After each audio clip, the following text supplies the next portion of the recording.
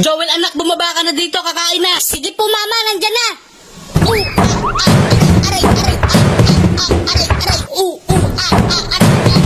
Tanga-tangang hagdanan to ah. O bakit? Ano nangyari? Ano lang akong nanghagdanan na tanginan to, tanga-tanga. Nako, yan ka na naman eh. Lagi ka na lang nagsisinungaling kahit kasalanan mo na. Tuturo mo pa sa iba, pati hagdanan pagbibintangan mo kung di ka ba naman bobo. Totoo naman yun ah. Nako, tigilan mo ako. Maligo ka na nga. Tignan mo itsura mo. Oo na. 1 hour later. Joel anak, nandito na yung mga damit mo. Tupiin mo na to para mailagay mo na sa...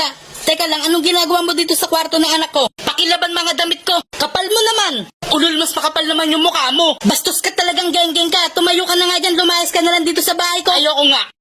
Talagang matigas na yung bungo mong bata ka eh. Kung hilahin na lang kaya kita palabas, gusto mo ba yon? Di hilahin mo, babatuin ko naman yung bubong nyo. Tinatakot mo ba ako? Tignan mo nga yung sarili mo, wala ka pang suot na bra. Os? Ano ba pakialam mo kung wala akong bra? Ikaw nga, okay lang yung suot mo, yabang